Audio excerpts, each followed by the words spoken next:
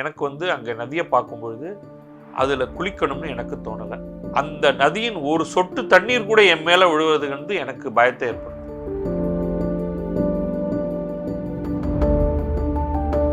அரசர்கள் காலத்தில் கோவில் கட்டுவது அப்படிங்கிறதே ஒரு வணிக காரணத்துக்காக.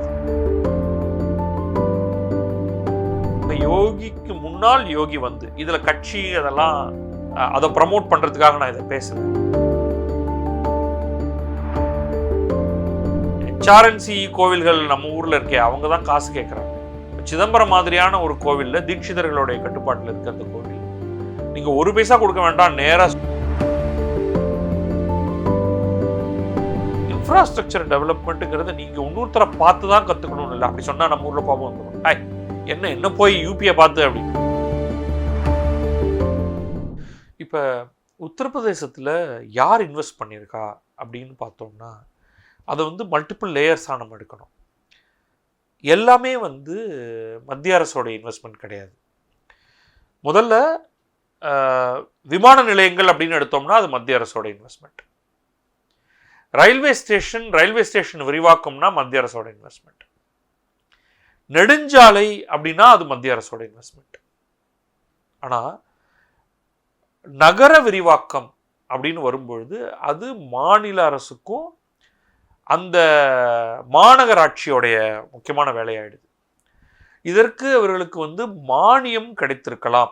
நான் எக்ஸாக்ட் ஸ்பிளிட் எல்லாம் பார்க்கல, எவ்வளவு மானியங்கள் கொடுக்கப்பட்டிருக்கு அப்படின்ட்டு. நான் நிச்சயமாக மத்திய அரசோடைய ஒரு இன்டென்ட் இருக்கும். நம்ம ஏற்கனவே சொன்ன மாதிரி வாரணாசிங்கிறது இவருடைய நரேந்திர மோடியுடைய தொகுதி. அங்கே இருக்கும் பொழுது ஒரு தமிழகத்தை சேர்ந்த ஒரு மருத்துவர் ஒரு அம்மா இருந்தாங்க, ரிட்டையர்ட் நவ். அவங்க ஒரு கார்டியாலஜிஸ்ட்.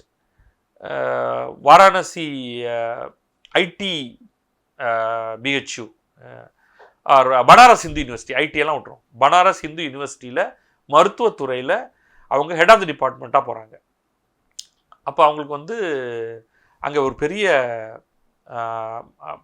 பனாரஸ் இந்து யூனிவர்சிட்டியில் ஒரு பெரிய ஹாஸ்பிட்டல் கிடையாது. இது கோவிடுக்கு சற்று முன்னால் இது.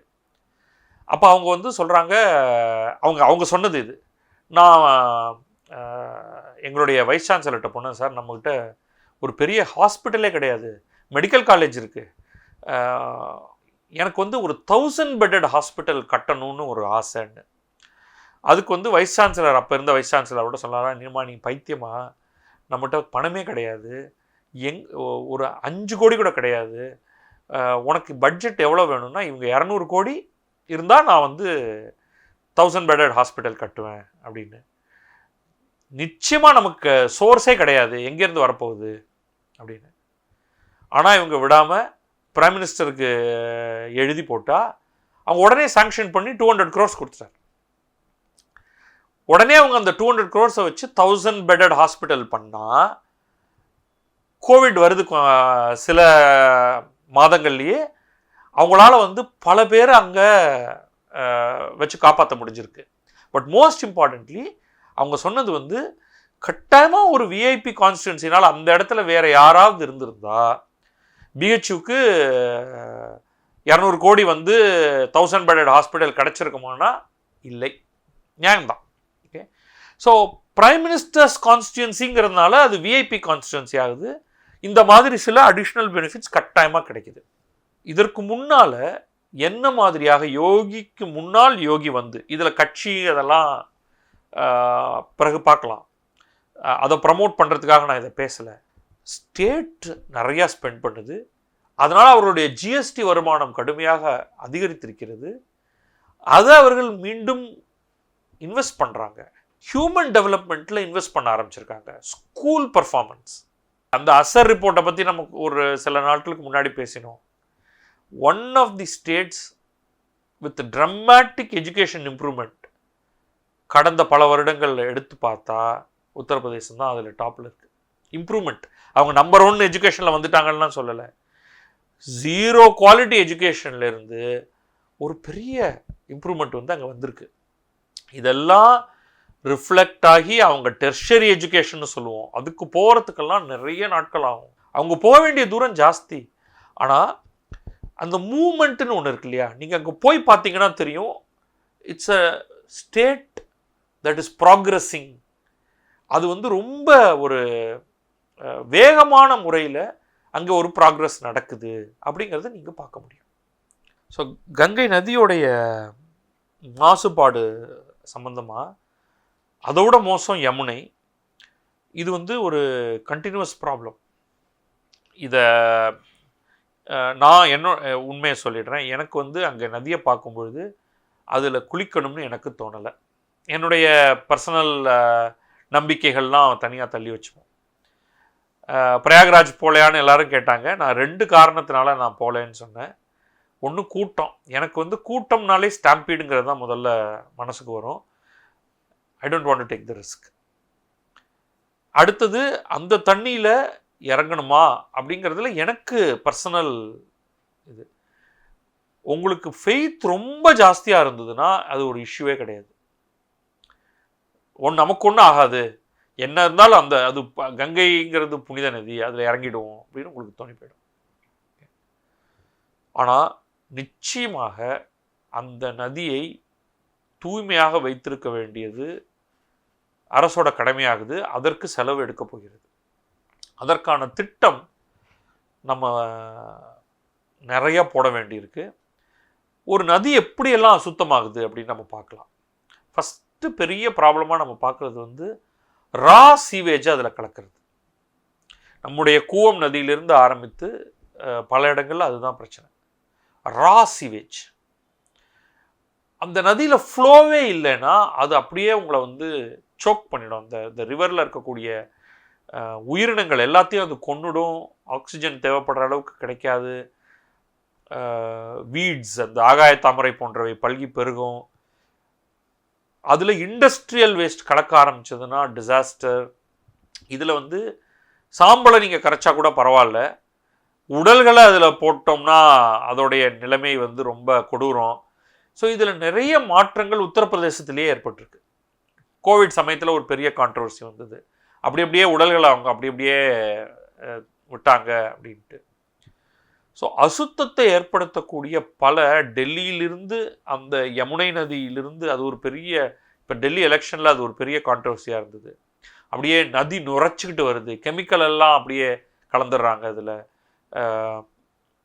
இந்த டையிங் யூனிட் எல்லாம் அப்படியே அதில் போய் சேர்த்து விட்டுறாங்க. அன்ட்ரீட்டட் எஃப்ளூவெண்ட் எல்லாத்தையும் அதில் கலந்துடுறாங்கன்ட்டு.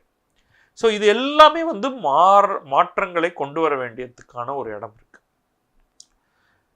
ஆனால் ஒன்று சொல்லுவேன், அதெல்லாம் பண்ண முடியும் அப்படிங்கிறதுக்கு தெம்ஸ் நதி, லண்டன் வழியாக போகக்கூடிய பிரிட்டனுடைய ஒரு நதி, அதோடைய ஹிஸ்டாரிக்கலி அதை பற்றி எழுதுபவர்கள் அது எவ்வளவு மோசமாக இருந்தது, நேரடியாக மனித கழிவுகள் அதில் எப்படி போய் கலந்தது, மனிதர்கள் வசிக்க முடியாத ஒரு பகுதியாக அந்த தெம்ஸ் நதி கரை இருந்தது அப்படின்லாம் போட்டுட்டு நீங்கள் இன்றைக்கு போய் அந்த நதியை பார்த்தீங்கன்னா அதோடைய தரம் எப்படி இருக்குங்கிறது உங்களுக்கு தெரியும்.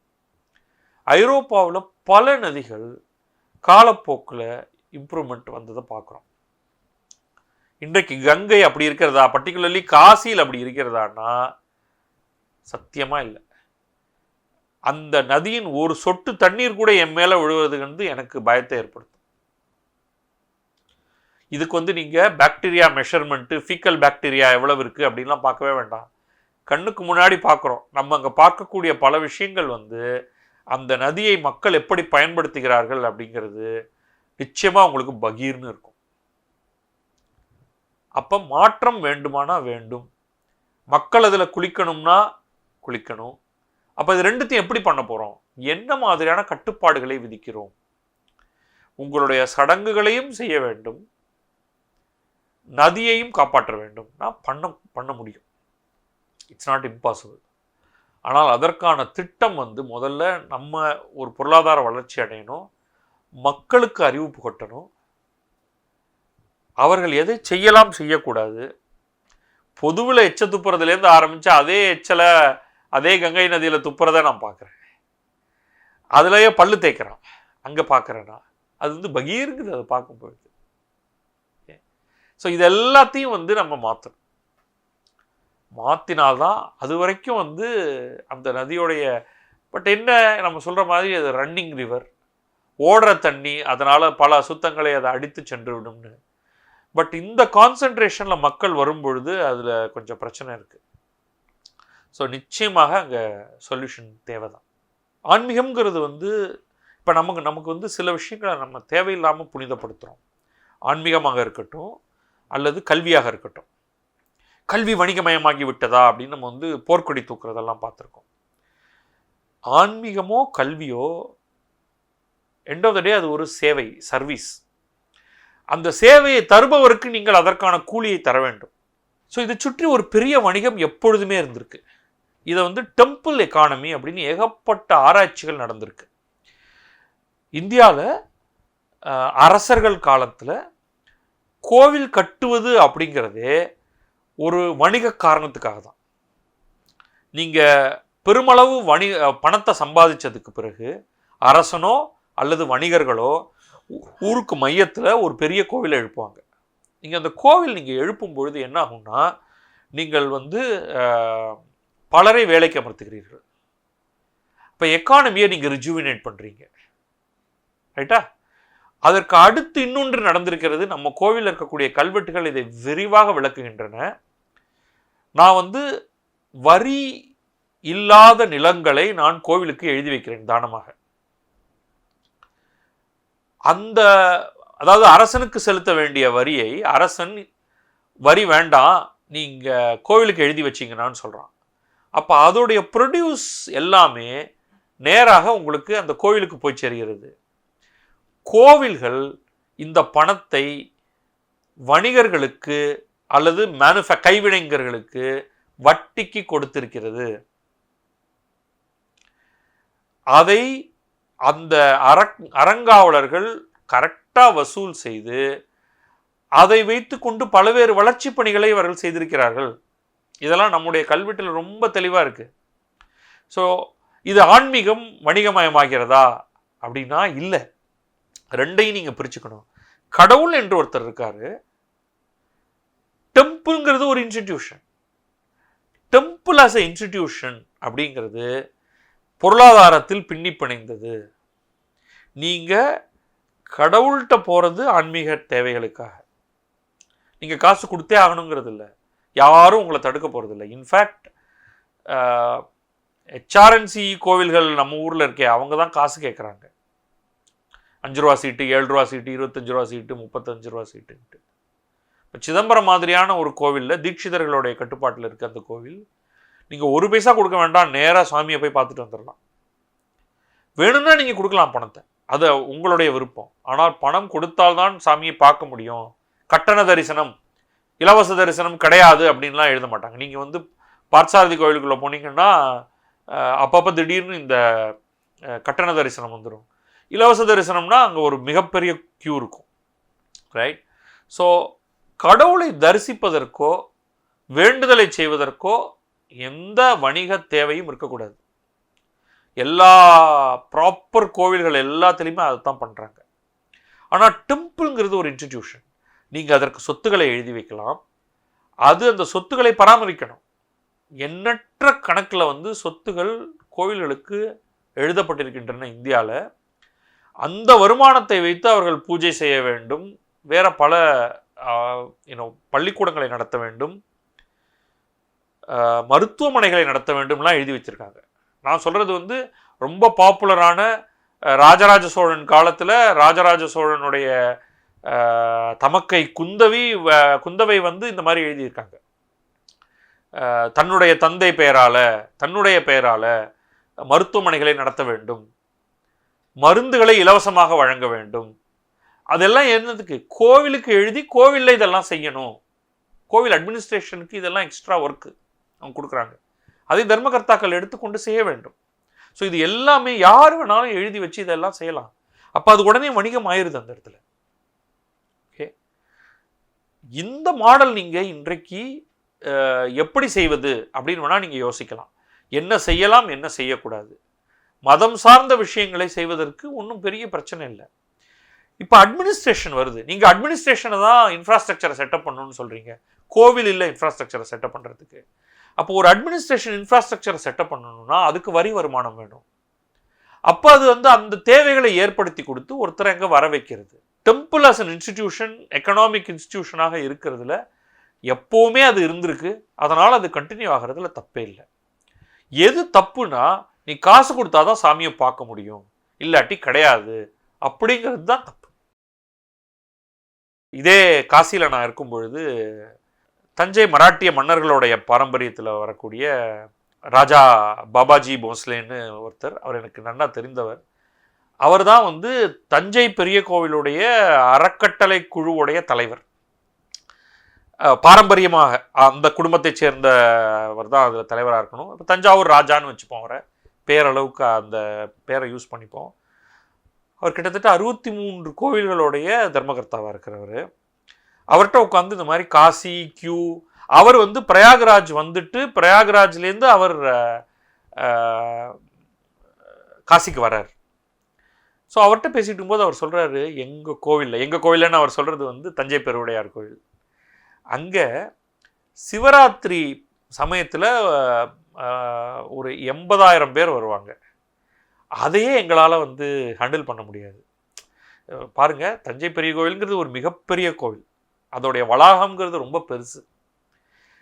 அவர் சொல்கிறது அதையே எங்களால் ஹேண்டில் பண்ண முடியாது. அந்த மாதிரி நான் இங்கே காசி பிரயாக்ராஜோட எண்ணிக்கையெல்லாம் பார்த்தா நான் எங்களுடைய மக்கள்கிட்ட அப்படின்னு சொல்லும்போது அவர் சிட்டி அட்மினிஸ்ட்ரேஷனை சொல்கிறாரு, நகராட்சியை சொல்கிறாரு. அவங்கள்ட்ட கோடிக்கணக்கில் மக்கள் வரக்கூடியதாக இந்த கோவிலை ஆக்குறோம் என்றால் அதற்கு என்ன மாதிரியான இன்ஃப்ராஸ்ட்ரக்சர் தேவை, அதை எப்படி செயல்படுத்துறது? அப்போ சுற்றி இருக்கக்கூடிய பகுதிகள் எல்லா இடத்தையும் நீங்கள் கையகப்படுத்தினால்தான் இதெல்லாம் சாத்தியம். ஸோ அதை கவனிங்க. இவ்வளோ பெரிய கோவிலான தஞ்சை பெருவுடையார் கோவில்லையே நம்ம வி ஆர் நாட் ரெடி. ஒரு பெரும் எண்ணிக்கையில் மக்களை உள்ளே கொண்டு வரத்துக்கு 1,00,000 கூட இல்லை நம்ம பேசுறது. இந்த காசியோ அல்லது அயோத்தி கோவிலோ அல்லது திருப்பதியோ அது ஒரு நாளைக்கு பல லட்சங்களை சந்திக்கக்கூடிய ஒரு கோவிலாக இருக்குது. இந்த கான்ட்ராஸ்ட் நம்ம பார்த்துக்கணும். இதெல்லாம் உத்தரப்பிரதேசத்தை பற்றி நிறையா பேசியிருக்கோம். இப்போ தமிழ்நாடு என்ன செய்யணும் அப்படின்னா, தமிழ்நாட்டில் ஒரு சின்ன கான்ஃப்ளிக்ட்டும் இருக்குது. என்னென்னா, தமிழக அரசு அதை நடத்தக்கூடிய கட்சிக்கு ஆன்மீகம் குறித்த ஒரு சில கருத்துகள் இருக்குது. அதே சமயம் இந்து சமய அறநிலையத்துறை ஒரு அரசு டிபார்ட்மெண்ட்டாக இருக்குது, அதற்கு ஒரு அமைச்சர் இருக்கார். சில இடங்களில் அவங்களுக்கு தொடர் கான்ஃப்ளிக்ட் இருக்குது அந்த கோவில் சம்பந்தமாக. உதாரணம் சிதம்பரம். இப்போ இந்த இடத்துல என்ன பண்ணணும்? ரைட், ஒரு பக்கம் குடமுழுக்கு விழாக்கள் நடக்கின்றன, தேர் திருவிழாக்கள் நடக்கின்றன, நிறையா ரெனோவேஷன் ஒர்க்கெல்லாம் அரசு நாங்கள் பணம் கொடுத்துருக்கிறோம், இவ்வளவு கும்பாபிஷேக நிகழ்வுகள் நடந்திருக்கின்றன அப்படின்னு அரசு துறையிலிருந்து தகவல் வருது. இதில் என்ன பண்ணணும் அப்படின்னா, இந்த ரெனோவேஷன்லாம் ஒரு பக்கம், பட் மக்களை கொண்டு சேர்க்கணும்னா உள்கட்டமைப்பு தான் ரொம்ப ரொம்ப முக்கியமானது. ஒரு ஒரு உதாரணம் நான் சொல்கிறேன். காசி எக்கச்சக்க மக்கள் தொகை, ஆனாலும் தெருவுக்கு தெருவுக்கு தெருவுக்கு தெரு கழிப்பிடங்கள் இருந்தன. அந்த கழிப்பிடங்களை மீறி மக்கள் வழிந்து கொண்டிருந்தார்கள், அதுதான் உண்மை. ஆனால் உங்கள் கண்ணுக்கு கழிப்பிடங்கள் தொடர்ந்து தென்பட்டு கொண்டே இருந்தன. நீங்கள் ஸ்ரீரங்கம் போனீர்கள் என்றால் அது இல்லை நிலை. ஒரு கழிப்பிடத்தை தேடி நீங்கள் எல்லாம் திண்டாடி போயிடுவீங்க. ஸ்ரீரங்கத்தில் கோவிலுடைய வாசலில் இருக்குது, ஆனால் அது ஒரு பக்கம்தான் இருக்குது.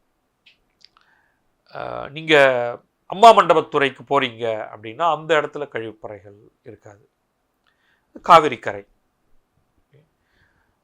ஸோ ஒரு மிக முக்கியமான ஒரு இன்ஃப்ராஸ்ட்ரக்சர் கழிப்பிடங்கள்.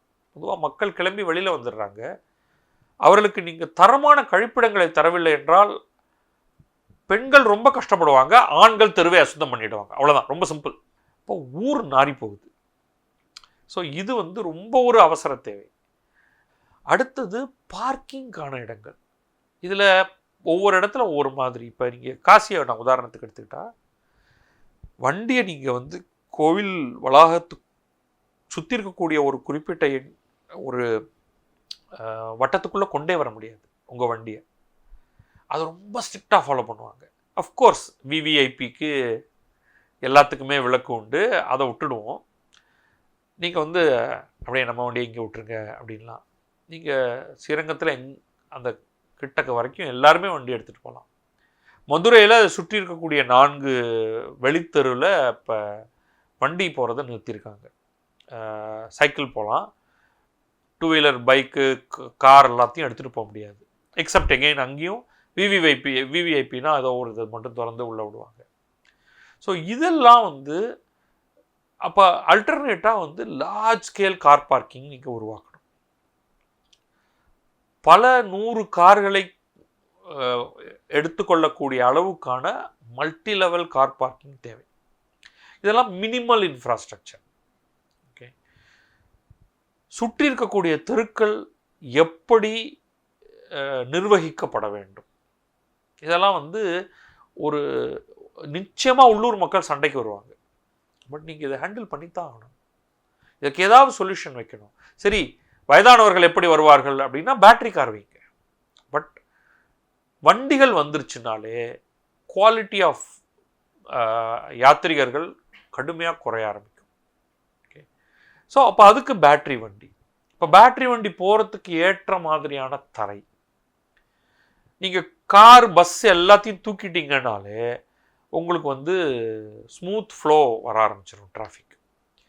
அதுக்கப்புறம் கோவில் கட்டுமானத்தில் நிறைய கட்டடங்கள்லாம் கண்ட மாதிரி வந்திருக்கும். குதிரைகள் காலத்தில் கட்டப்பட்டது, திடீர்னு நடுவில் ஒரு மண்டபம் இருக்கும். பல மண்டபங்கள் ஆக்கிரமிப்பு செய்யப்பட்டிருக்கும். அப்போ அதை எல்லாத்தையும் நீங்கள் அகற்றலாம். அதற்கு சரியான ஏஎஸ்ஐ போன்ற ஒருவரோட கேட்டுட்டு சிலவற்றையெல்லாம் அகற்றி நகர்த்தி வைக்கலாம். ஓகே, அந்த கோவில்ங்கிறது பெரிய எண்ணிக்கையில் மக்கள் வரப்போகிறாங்கன்னா அந்த கோவிலை சுற்றி பெரிய கோவில்களுக்கு சுற்றி ஒரு மிகப்பெரிய அளவுக்கான பகுதியை கிளியராக வச்சாதான் கூட்டத்தை உங்களால் மேனேஜ் பண்ண முடியும். அதற்கு பிறகு அந்த ஊரை பக்கத்தில் இருக்கக்கூடிய ஊர்களோடு இணைப்பது, அங்கே தங்குமிடங்களை ஏற்படுத்துவது, இதெல்லாம் ப்ரைவேட் பார்ட்டி பண்ணிக்கும். ஸ்ரீரங்கத்தில் வந்து யாத்ரி நிவாஸ் அப்படின்னு கவர்மெண்ட் இதெல்லாம் கட்டியிருக்காங்க. அதெல்லாம் தேவையே கிடையாது. உங்களால் கீப்பப் பண்ணவே முடியாது ஒரு பப்ளிக் ஃபெசிலிட்டியை ஒரு ப்ரைவேட் ஃபெசிலிட்டியோட தரத்துக்கு. அதுவும் வந்து நீ இங்கே எழுதி போடு, இவங்கள கால் பண்ணு, அதெல்லாம் ஒர்க்கே ஆகாது. இன்றைக்கி வந்து ஸ்ரீரங்கத்தை சுற்றி 1000 ரூபாய் ஒரு ட்வின் ஷேரிங் பெட்ரூம் அவ்வளோ பியூட்டிஃபுல் தரத்தில் கிடைக்குது. அதனால் வந்து அந்த ஃபெசிலிட்டி தானே வர ஆரம்பிச்சிடும். ப்ரைவேட்டால் பண்ண முடியாதது சாலைகளை அமைப்பது, அதுதான் நீங்கள் பண்ணணும். இடர்பாடுகளை களைவது, அது நேரோ ரோடாக இருந்தால் அந்த ரோடை விரிவாக்குவது. ஒரு பெரிய குளம் இருந்ததுன்னா அந்த குளத்தை சுத்திகரித்து அதை சுத்தமாக வைத்துக் கொள்வது. பஸ் இருந்ததுன்னா அந்த ஃபெசிலிட்டியை நகர்த்தி வேற ஒரு இடத்துக்கு எடுத்துகிட்டு போயிட்டு அங்கிருந்து இங்கே வருவதற்கு இ ரிக்ஷா போன்ற மாசுபாடற்ற வாகனங்களை உள்ளே கொண்டு வருவது. நீங்கள் உத்தரப்பிரதேசத்தில் எங்கே போனாலும் இந்த முக்கியமான நகரங்களில் பேட்டரி ஆப்ரேட்டட் இ ரிக்ஷா தான் ப்ரைமரியாக இருக்குது. அவங்க அந்த பெட்ரோல் ட்ரிவன் இ ரிக்ஷாவை கடுமையாக பெட்ரோல் ட்ரிவன் ரிக்ஷா ஆர் ஆட்டோவை கடுமையாக குறைச்சிட்டாங்க. இன்னும் டாக்ஸிஸ்லாம் இருக்குது. பட் இந்த இ ரிக்ஷா அப்படிங்கிறது வந்து ஒரு பெரிய ஒரு மூமெண்ட்டாக அங்கே வர ஆரம்பிச்சிருக்கு. அதை நான் இங்கே எங்கேயுமே பார்க்க ஆரம்பிக்கல தமிழகத்தில். இப்போ உதாரணத்துக்கு மாமல்லபுரத்தை எடுத்துப்போம். It's under severe strain. அவ்வளோ முக்கியமான ஒரு இடம். நீங்கள் என்ன பண்ணிடணும், கார்களை கிட்டக்க போய் நிறுத்துகிற மாதிரி, அதாவது மிக முக்கியமான சில சின்னங்கள், பாறை சின்னங்கள் கிட்டக்கெல்லாம் நம்ம கார் கொண்டு போகிற அளவுக்கு வச்சுருக்காங்க. அதை சுற்றி 1 கிலோமீட்டர் 2 கிலோமீட்டருக்கு வண்டிகளே வர முடியாத மாதிரி நீங்கள் வெளியில் வண்டியை நிறுத்த வைங்க. உள்ளுக்குள்ளே போகிறதுக்கு பேட்டரி வண்டி இருக்கும். எங்கேருந்து வேணாலும் எங்கே வேணாலும் போகிறதுக்கு 10 ரூபாய்க்கு பேட்டரி வண்டி. 2 கிலோமீட்டர் 3 கிலோமீட்டருக்குள்ளே தான் இருக்குது உள்ளுக்குள்ளே, மற்றபடி. ஸோ இது மாதிரி ஏதாவது சில எக்ஸ்பெரிமெண்ட்டை நீங்கள் பண்ணணும். நல்ல பாதைகள் நடந்து போகிறதுக்கு. இந்த வண்டிகள்லாம் தூக்கிட்டீங்க அப்படின்னாலே உள்ளூர்காரங்களும் சுற்றி தான் போகணும். அப்போ பேவ்டு நடைபாதை, இப்போ வெயிலுக்கு மேற்கொண்டு மேற்கூரை, இப்படி ஏகப்பட்ட காரியங்கள் பண்ணலாம். மக்களுடைய வாழ்க்கையை இம்ப்ரூவ் பண்ணுறதுக்கு ஏகப்பட்ட காரியங்களை பண்ணலாம். நீங்கள் இதை வந்து ஒரு ஒரு நேச்சுரலாகவே பண்ணணும். நான் வந்து காஞ்சிபுரத்தை ஒரு முக்கியமான மையமாக எடுத்துப்பேன். ஸ்ரீரங்கம்னு ஒன்று சொன்னேன், அதற்கு சற்றும் குறைவில்லாதது காஞ்சிபுரம். அங்கே சைவ வைணவ சாக்த அதை தாண்டி சமண தலங்கள்லாம் இருக்குது அந்த இடத்துல. கூட்டம் வந்து பெரும்பாலும் காமாட்சி கோயிலுக்கோ ஏகாம்பரேஸ்வரர் கோயிலுக்கோ அல்லது அத்தி வரதர் கோயிலுக்கோ வரும். அப்போ அந்த நகரமும் ரொம்ப இன்ஃப்ராஸ்ட்ரக்சரே இல்லாத ஒரு நகரம். தனக்கும் சென்னைக்கு அருகில் இருக்குது. அதோட இன்ஃப்ராஸ்ட்ரக்சரை பேரளவுக்கு உயர்த்துவது, இப்படி பண்ணுறதா இருந்தால் பல காரியங்களை பண்ணலாம். அதை விருப்பத்தோடு பண்ணணும். பண்ணால் உங்களுக்கு தான் வருமானம் பெரிய அளவுக்கு வரப்போகுது. ஆனால் நிறைய எதிர்ப்பு இருக்கும் மக்கள்கிட்டேருந்து. அந்த எதிர்ப்பை தாண்டி தான் அவர்களுக்கான காம்பன்சேஷனை கொடுத்து தான் நீங்கள் அதை செய்யணும். எவென்ச்சுவலி எல்லாமே செட்டில் ஆகிடும். இன்றைக்கெல்லாம் வந்து ஒரு குறிப்பிட்ட தூரம் வரைக்கும் நீங்கள் வேகமாக காரில் போயிடலாம். அதுக்கப்புறமா மிக சுருங்கிய பாதைகள் அது வழியாக தான் போகணும். ஊருக்குள்ளே வந்து சரளமாக ஒரு இடத்துலேருந்து இன்னொரு இடத்துக்குலாம் போயிட முடியாது. ஸோ அது எல்லாத்தையும் நம்ம வந்து சரிப்படுத்தி ஆகணும். இன்ஃப்ராஸ்ட்ரக்சர் டெவலப்மெண்ட்டுங்கிறத நீங்கள் இன்னொருத்தரை பார்த்து தான் கற்றுக்கணும்னு இல்லை. அப்படி சொன்னால் நம்ம ஊரில் கோபம் வந்துடும். என்ன போய் யூபியை பார்த்து அப்படின்னு எல்லாம் வேண்டாம். நீங்கள் யார்கிட்டேருந்து கற்றுக்க வேண்டாம், நீங்களே பண்ணுங்க. இந்த அடிப்படை விஷயங்களெல்லாம் பண்ணிங்கன்னா தானாகவே உங்களுக்கு அந்த பொருளாதாரமும் மேலே எழுந்து வர ஆரம்பிக்கும். அதுலேருந்து மாநிலத்துக்கு ஒரு பெரும் நன்மை, வேலைகள் நிறைய கிடைக்கும், வருமானம் பலருக்கு நிறைய வரும். இந்த கருத்துக்கள் பற்றி, இந்த வீடியோ பற்றி உங்களுக்கு ஏதாவது கேள்விகள் அல்லது கமெண்ட் இருந்ததுன்னா அதை நீங்கள் பின்னூட்டத்தில் போடுங்க. அதில் எதுக்கெல்லாம் முடியுமோ நான் எல்லாத்துக்கும் நான் வந்து பதில் கொடுக்க பார்க்குறேன். மேபி அதையே எல்லாமே அடிப்படையாக வச்சுட்டு ஒரு வீடியோவே கூட செய்யலாம். பட் குறைஞ்சபட்சம் யூடியூப்லேயே அந்த கமெண்ட்ஸ் எல்லாம் கொஞ்சம் பதில் உடனடியாக அதை கொடுக்கறதுக்கான வேலைகளையும் நம்ம பார்த்துருவோம். ஸோ என்ன கேள்வி இருந்தாலும் என்ன கருத்து இருந்தாலும் அதை கட்டாயமாக நீங்கள் போட்டுருங்க. அதை தேங்க்யூ.